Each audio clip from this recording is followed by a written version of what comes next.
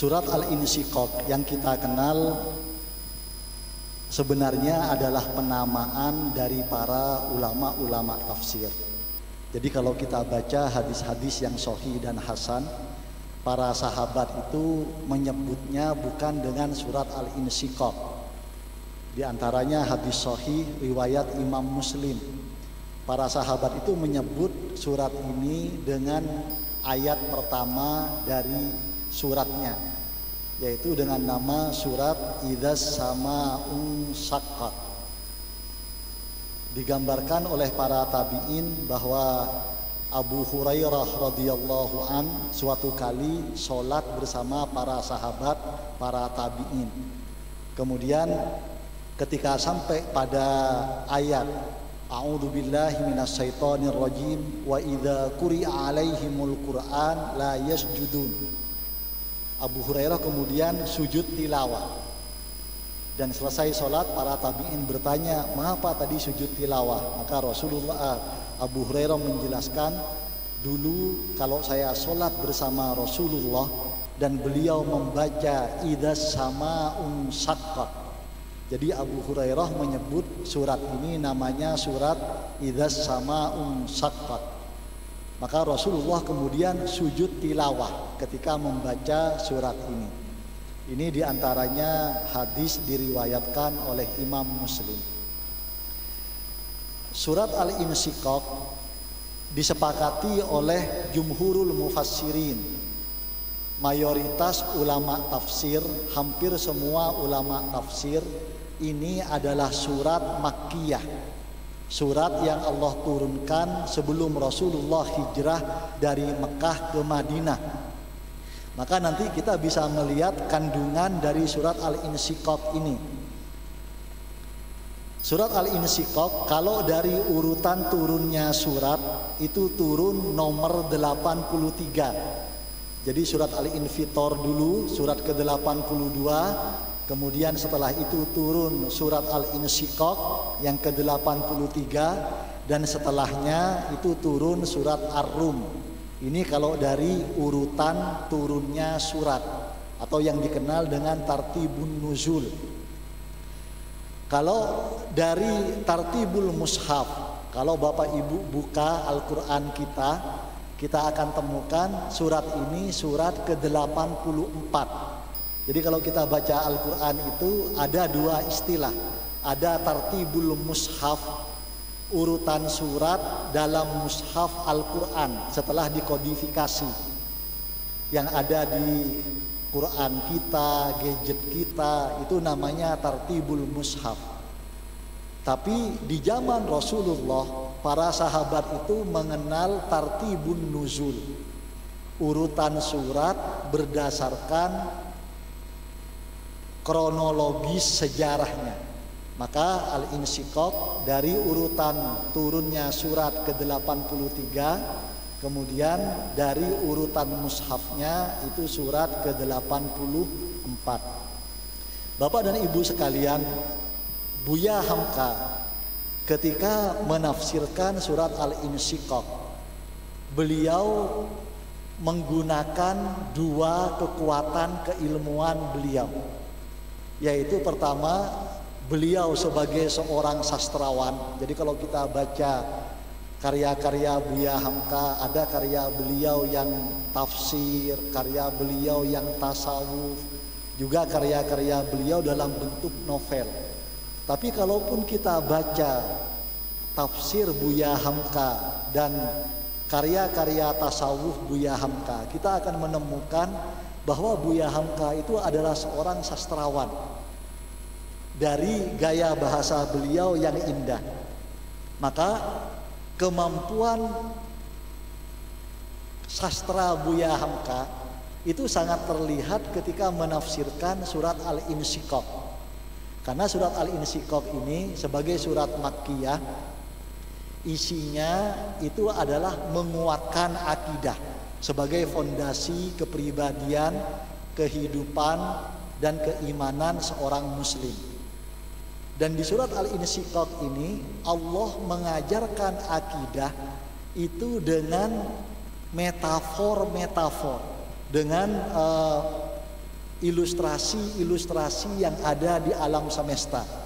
Maka sangat luar biasa Buya Hamka sebagai seorang sastrawan dengan bahasa beliau yang indah kemudian menafsirkan surat Al-Insyiqaq ini yang menanamkan akidah, memberikan tuntunan keimanan dengan pendekatan metafor, dengan pendekatan kiasan-kiasan yang ada di alam semesta.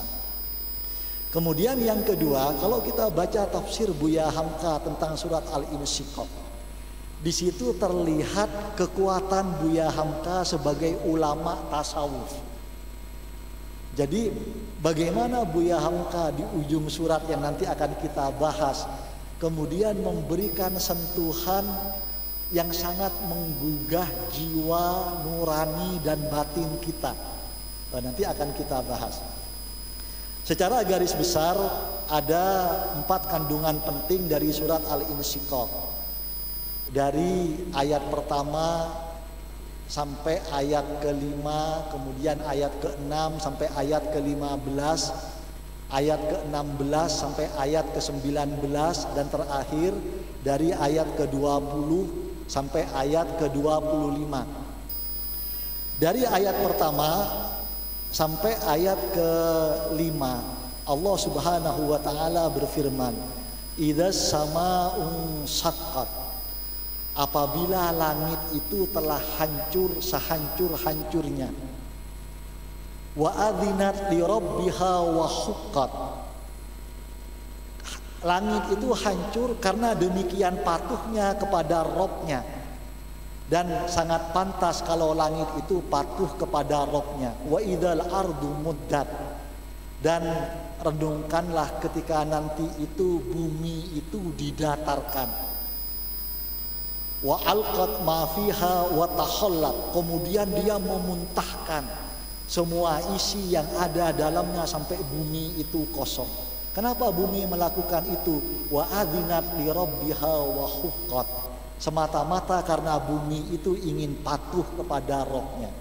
Maka Buya Hamka ketika menafsirkan rangkaian 5 ayat ini, Buya Hamka itu menyampaikan Allah itu dengan begitu menggugah ingin minta kita patuh kepada Allah, ingin minta kita taat kepada Allah, tapi Allah itu menggugah ketaatan dan kepatuhan kita kepada Allah itu enggak langsung dengan kata perintah, enggak langsung berfirman, ayo kalian manusia, kalian semua patuh dan taat kepadaku. Tapi Allah itu menggunakan metafora, Allah itu menggunakan gambaran-gambaran yang ada di alam semesta. Allah menggambarkan dengan hari kiamat, yaitu waktu yang paling dahsyat, yang paling ditakuti oleh seluruh manusia. Langit kemudian hancur berkeping-keping, bumi yang bulat kemudian menjadi gepeng dan lempeng dan seterusnya. Maka kemudian Buya Hamka itu menggambarkan, kalau langit saja, yang kalau kita baca di ayat-ayat Al-Quran yang lain, kita ini manusia, kemampuan kita dibanding langit itu enggak ada apa-apanya. Di surat Ar-Ra'd ayat 2 misalnya Allah menggambarkan, Allahul ladzi khalaqas samawati bighairi amadin tarawnaha. Allah itu menciptakan langit, ada tiangnya atau enggak? Seluas ini, semenghampar ini enggak ada tiangnya. Jadi kalau kita ngukur kita, kemampuan kita dengan langit, kita enggak ada apa-apanya. Kalau kita baca misalnya di surat An-Nazi'at, Allah dengan tegas menggugah kesadaran hati dan pikiran kita semua. Allah berfirman, a'udzubillahi minasyaitonir rajim. A'antum asaddu khalqan amis sama'u banaha. Apakah kalian itu lebih hebat penciptaannya atau lebih hebat langit yang sudah Allah bangun sedemikian rupa? Di surat Ar-Rahman Allah juga menggambarkan Bagaimana wassama rafa'aha wa wada'al mizan. Langit itu dibentangkan oleh Allah hanya mengandalkan keseimbangan gravitasi. Jadi kalau kita semua ini diminta oleh Allah untuk taat, untuk patuh kepada Allah masih banyak alasan, maka bandingkanlah dengan langit. Yang nanti di hari kiamat, langit yang jauh lebih hebat dari kita. Langit yang strukturnya, konstruksinya itu nggak mampu kita bayangkan dengan dahsyatnya ilmu pengetahuan apapun.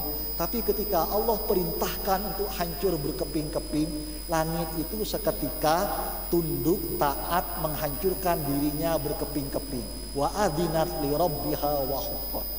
Allah tambah lagi renungannya. Wa idzal ardu muddat. Kita ini dibanding bumi itu nggak ada apa-apanya.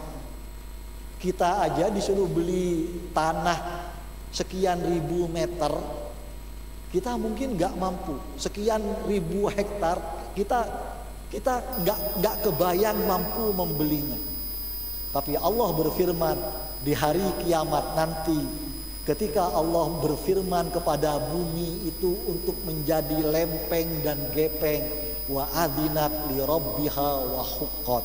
Bumi itu langsung patuh kepada perintah Allah Subhanahu wa taala. Maka Buya Hamka kemudian menggugah kesadaran kita semua bahwa hidup itu memang pilihannya hanya itu.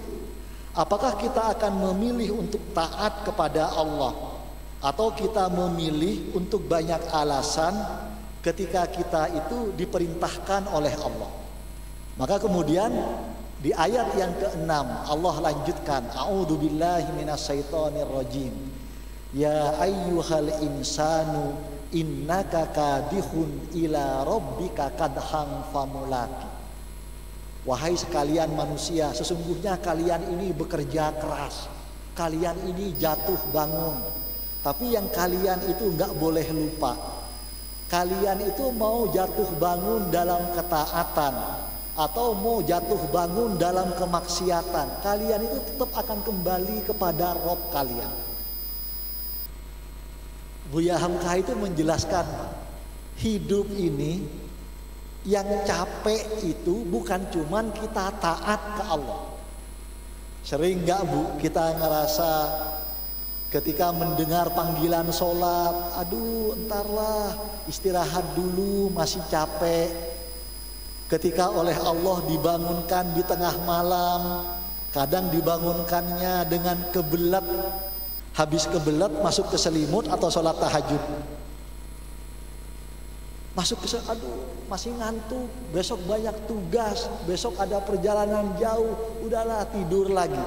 Kita ini sering punya pikiran yang salah yang disampaikan Buya Hamka, seolah-olah yang kadihun kadhan, ya ayyuhal insan innaka kadihun. Hidup yang capek itu kalau cuman ibadah. Yang capek dalam bayangan kita itu kalau melakukan amal soleh, kalau melakukan ketaatan. Tapi Buya Hamka menegaskan, melakukan maksiat itu sebenarnya juga kadihun kadhan. Orang bikin dosa itu Pak, keluar tenaga atau enggak? Orang bikin dosa keluar biaya atau enggak? Ke masjid kita infak, mungkin keluar biaya. Emang kalau ke maksiat, ke diskotik emang enggak bayar? Sama. Jadi Allah mengingatkan kita semua, ya ayyuhal insan innaka kadihun ila rabbika kadhan famulaki. Hidup itu capek, dan yang capek itu bukan cuman melakukan ketaatan. Yang perlu effort itu bukan cuman dalam ibadah. Yang perlu keluar biaya cuman bukan untuk beramal soleh. Ngapain wakaf, ngapain nyumbang masjid, sayang-sayang uangnya. Nah, kalau sayang untuk ibadah, emang melakukan maksiat nggak keluar biaya? Ini yang harus menjadi renungan kita. Jadi sebenarnya hidup itu sama. Saya berharap sebenarnya bisa ditayangkan karena agar Bapak Ibu bisa langsung menangkap poinnya. Hidup itu kata Buya Hamka itu sama. Hidup itu pasti capek, butuh effort, keluar tenaga, keluar biaya. Hanya pilihannya apa? Effort dan biaya itu, keluar tenaga dan keluar biaya itu akan kita arahkan untuk melakukan, untuk ketaatan kepada Allah, untuk beramal solih, untuk beribadah, atau kita itu akan mengeluarkan effort, tenaga dan biaya itu justru untuk bermaksiat kepada Allah Subhanahu wa ta'ala. Maka kemudian dari ayat ke-6 sampai ayat ke-15, dua pilihan itu konsekuensinya nanti beda banget, bertolak belakang. Fa amma man utiya kitabahu biyamini. Kalau nanti yang memilih sama-sama capeknya, sama keluar tenaganya, sama butuh effortnya, sama keluar biayanya. Tapi kalau yang memilih untuk ibadah, untuk amal solih, untuk ketaatan kepada Allah, apa yang Allah gambarkan nanti di akhirat, fa amma man utiya kitabahu biyamini. Nanti di akhirat dia akan menerima buku amalnya dengan tangan kanannya. Wa yanqalibu ila ahlihi masrura. Dan ini luar biasanya Al-Quran, Bapak dan Ibu yang dirahmati Allah. Kalau kita kaitkan surat rangkaian ayat dari ayat ke-10, ayat ke-11 di surat Al-Insyiqaq ini, misalnya dengan surat At-Tur ayat 21.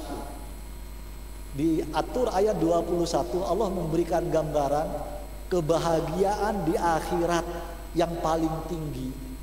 Itu adalah kalau kita masuk surga sekeluarga. Ini yang digambarkan di surat At-Tur ayat 21. Di surat Al-Insyiqaq ayat 10, ayat 11 Allah gambarkan apa? Nanti orang yang masuk surga karena dia memilih effortnya, tenaganya, biayanya dikeluarkan untuk ibadah dan ketaatan kepada Allah, begitu nerima buku amalnya, fayanqalibu ila ahlihi masruro. Mereka dengan begitu bahagianya menemui keluarganya di surga. Ini hadiah terbesar dari Allah. Ayat sebelumnya apa? Yuhasabu hisabai yasira. Ditimbang amalnya di padang mahsyar dengan timbangan yang ringan. Tapi sebaliknya apa? Wa amma man utiya kitabahu wara'a dhahri. Hati-hati. Kalau yang memilih sama capeknya, sama begadangnya, tapi yang tadi milih begadang untuk sholat tahajud, milih begadang untuk baca Al-Quran, yang ini milih begadang untuk dugem, untuk ke diskotik, untuk trek-trekan, untuk maksiat, untuk kesia-siaan, keluar uang untuk bikin dosa, melakukan yang haram. Gimana nanti di akhirat? Utiya kitabahu wara'a dhahri.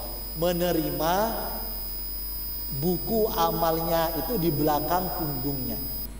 Apa yang Allah gambarkan? Fasaufa yad'u thubura. Ketika masuk neraka itu, mereka teriak-teriak, udah hancurkan saja aku sehancur-hancurnya. Nggak tahan, berat banget siksa akhirat ini. Bapak dan Ibu yang dirahmati Allah, ini luar biasa sekali ayat-ayat Al-Quran dan penggambaran Buya Hamka. Kita ini sering kalau lagi sakit yang sangat berat, misalnya sakit gigi lagi sakit sesakit-sakitnya, kita pasti bilang udahlah cabut aja sekalian. Orang lagi sakit, ketika di puncak sakitnya, ya Allah kenapa nggak mati saja saya ini. Nanti di akhirat orang yang salah memilih jalan ini, waktunya, tenaganya, hartanya nggak digunakan untuk ibadah, untuk ketaatan kepada Allah, malah digunakan untuk maksiat, untuk jauh dari Allah. Mereka itu saking gak tahannya siksa neraka, itu minta ke Allah, hancurkan saja saya sehancur-hancurnya. Fasawfa yad'u thubura. Kemudian selanjutnya Buya Hamka gambarkan, fala uqsimu bis-safar. Allah Subhanahu wa taala itu berqasam dengan cahaya merah di waktu senja, wal laili wa ma wasaq, dan waktu malam dengan semua yang dikandungnya, wal qamari idza tasaq, dan dengan bulan ketika purnama. Nah, poinnya adalah latar kabun natobakon antobak. Kalian itu akan hidup dengan tingkatan-tingkatan. Buya Hamka itu menggambarkan begini. Jadi Allah memberikan renungan pada kita semua. Kalau kita masih belum sadar, oleh Allah diberikan waktu, oleh Allah diberikan tenaga, oleh Allah diberikan harta. Kok kita itu masih ngerasa berat kalau tenaga, waktu, dan harta itu kita pilihkan untuk taat, untuk mendekat ke Allah. Ada kotak infak Pak, lewat. Kemudian kita ngambil dari satu, yang keambil 50.000, dicemplungin apa dimasukin lagi Pak ke kantong? Yang keambil 100.000, jangan-jangan dimasukin lagi ke kantong. Kita mikir ya Allah, kenapa uang yang ini yang keambil ya? Nyari yang warnanya kuning, yang warnanya ungu, kalau ini baru benar. Nanti uang yang 50.000, 100.000 itu digunakan untuk apa? Ya digunakan untuk makan. Bukannya nggak boleh digunakan untuk makan. Tapi perhatikan, latar kabun natobakon antobak. Allah itu memberikan renungan. Kalau kita masih belum sadar, maka perhatikanlah waktu syafaq, ketika matahari terbenam. Setelah itu waktu malam. Setelah itu di waktu malam ada bulan purnama. Renungannya begini. Kalau usia kita bertambah, orang itu kadang repot. Usia bertambah berarti kematiannya gimana Pak? Makin lama apa makin dekat? Makin dekat. Tapi malah dirayakan. Panjang umurnya, panjang umurnya. Kenapa enggak lagunya diganti? Dekat matinya, dekat matinya. Kalau merenungkan fala uqsimu bis-safaq. Jadi renungannya apa? Kalau belum sadar juga, lihatlah matahari ketika terbenam. Setelah itu ada waktu malam. Renungan tentang waktu malam, kenapa Allah menyebutkan wal laili wa ma wasaq? Karena waktu malam ini menentukan dua jenis manusia. Ibadah yang paling tinggi nilainya adalah ibadah di waktu malam. Allah Subhanahu wa taala berfirman, "A'udzubillahi minasyaitonir rajim wa minal laili fatahajjat bihi nafilatan lak," dan seterusnya. Di ayat yang lain, "Inna Qur'anal fajri kana mashuda." Salat di waktu malam, baca Quran di waktu malam, itu nilainya sangat tinggi. Tapi sebaliknya apa? Kesempatan maksiat, kesempatan bikin dosa, yang paling banyak waktu siang apa waktu malam? Waktu malam. Maka waktu malam ini menentukan. Wal qamari idza tasaq. Renungannya apa? Renungannya adalah lihatlah purnama itu. Gimana di waktu malam Allah memberikan cahaya. Kalau kita memilih cahaya, hidup dalam cahaya, hidup itu akan indah. Latar kabun natobakon antobak. Kalian itu akan hidup tingkatan demi tingkatan. Maksudnya hidup itu gak akan mudah terus. Hidup itu gak akan seger terus. Kalau lagi mampu haji, mampu umroh, jangan tukar haji dengan mobil. Jangan tukar umroh hanya untuk ganti kendaraan. Kita ini gak akan mudah terus. Padahal sekali dapat kesempatan ibadah oleh Allah, itu akan seperti cahaya purnama di malam yang gelap gulita dalam kehidupan kita yang penuh dosa dan sering melakukan hilaf itu. Ini renungannya. Maka kemudian Buya Hamka menutup ketika menggambarkan bagaimana kesengsaraan orang yang salah milih jalan dari waktunya, masa mudanya, masa sehatnya, harta yang Allah karuniakan. Sebabnya apa? Karena mereka itu wa idza quri'a alaihimul Qur'an la yasjudun. Kalau mendengar pesan-pesan Al-Qur'an, mereka enggak tertarik untuk taat. Mereka enggak tergerak untuk mendekat ke Allah. Nah, ini yang nanti akan sengsara kehidupannya di akhirat. Tapi kemudian dengan kekuatan tasawufnya, Buya Hamka ketika mengomentari ayat yang ke-25, illalladzina amanu wa amilus sholihat lahum ajrun ghairu mamnun. Yang enggak akan nyesel di akhirat itu, yang enggak akan sengsara dalam kehidupan yang abadi itu, hanya orang-orang yang memilih beriman dengan tenaganya, dengan waktunya, dengan hartanya, memilih untuk beramal solih ketimbang bermaksiat kepada Allah. Lahum ajrun ghairu mamnun. Mereka itu akan selalu punya pahala yang tidak terputus-putus. Bapak dan Ibu yang dirahmati Allah, Buya Hamka mengatakan, orang yang kufur di dunia saja, hidupnya itu akan penuh penyesalan dan meratap. Ketika dulunya kaya, nggak punya uang, setelah jatuh miskin nyesel. Aduh, nggak enak ya hidup miskin. Dulunya sehat, setelah kena sakit, kena stroke, nyesel. Ternyata capek ya sakit itu. Tapi apalagi nanti di akhirat. Tapi kalau orang yang beriman itu hidupnya selalu bahagia dan penuh harapan. Dalam hadis sahih Rasulullah itu bersabda begini, idza maridul abdu kutiba lahu ma kana sahihan. Kalau hambaku di suatu masa usianya dia sakit parah, sehingga dia tidak bisa lagi beribadah seperti waktu sehatnya, dia jatuh miskin sehingga dia tidak bisa lagi beramal solih seperti ketika dia kaya, maka Allah akan tetap menuliskan pahala penuh untuknya sesuai dengan kebiasaan yang dia lakukan ketika dulu dia sehat, ketika dulu dia jaya dan kaya. Jadi kalau orang penuh iman itu memilih beriman akan selalu bahagia. Dan yang utama apa?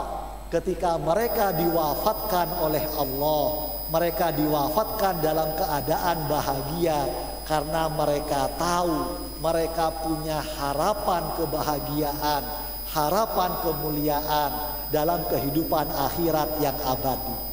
Jadi kalau orang itu memilih maksiat, memilih jauh dari Allah, akhir hidup di dunianya akan penuh penyesalan dan ratapan. Termasuk terlebih lagi nanti di akhirat. Tapi kalau kita memilih keimanan, memilih mendekat ke Allah, semakin lama hidup kita apalagi nanti di akhirat akan penuh harapan dan kebahagiaan. Itu yang disampaikan oleh Buya Hamka. Wallahu a'lam bishawab. Wassalamualaikum warahmatullahi wabarakatuh.